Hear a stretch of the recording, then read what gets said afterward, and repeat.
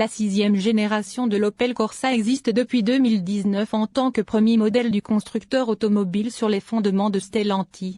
4 ans plus tard, il est temps pour la mise à jour à mi-cycle de la Super Mini qui reçoit enfin le traitement Opel Vizor et une technologie supplémentaire à l'intérieur de la cabine, tout en bénéficiant d'un groupe motopropulseur électrique plus puissant et efficace ainsi que de 2 options hybrides légères.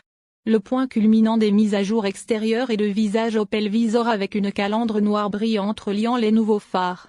En parlant d'unité d'éclairage, la technologie de matrice LED IntelliLux en option comprend désormais 14 éléments au lieu de 8. Le logo Opel Blitz peut être noir ou argent satiné mat. De plus, le pare-choc redessiné reçoit un ensemble d'entrées latérales plus minces mais purement cosmétiques pour un look plus net. Le reste de la carrosserie est en grande partie repris, avec l'ajout d'une nouvelle option de peinture graphique éventuellement combinée avec du noir pour le toit, les coques de rétroviseur, les emblèmes et la garniture de pare-choc. Levier de vitesse et rembourrage frais pour les sièges. Cependant, la mise à jour la plus importante est l'ajout d'un groupe d'instruments numériques en option qui peut être couplé à un écran tactile de 10 pouces monté sur la console centrale. La plateforme Snapdragon Cockpit de Qualcomm apporte de nouvelles capacités graphiques et IA à l'infodivertissement qui prend désormais en charge Apple CarPlay et Android Auto sans fil. La navigation est désormais compatible avec les mises à jour en direct et une reconnaissance vocale plus naturelle. De plus, la Corsa bénéficie d'une nouvelle caméra de recul panoramique haute résolution et de nombreuses ADAS disponibles, y compris le régulateur de vitesse adaptatif.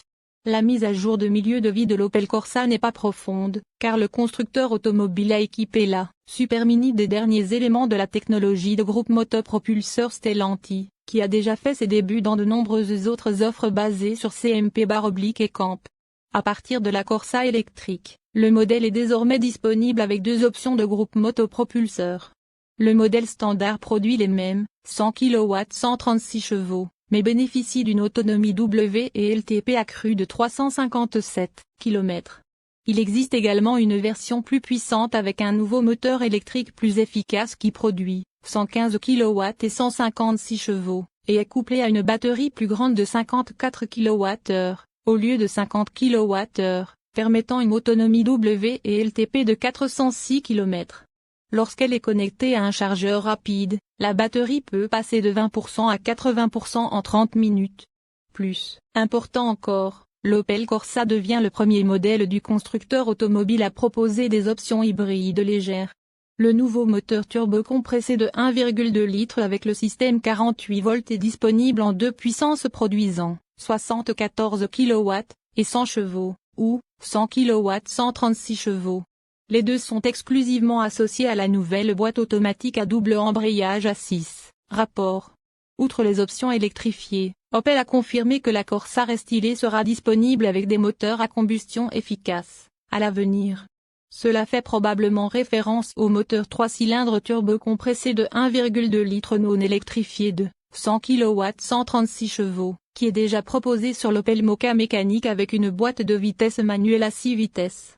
Opel veut devenir une marque exclusivement électrique en Europe d'ici 2028, ce qui signifie très probablement qu'il s'agira de la dernière génération de Corsa proposée avec des moteurs à combustion.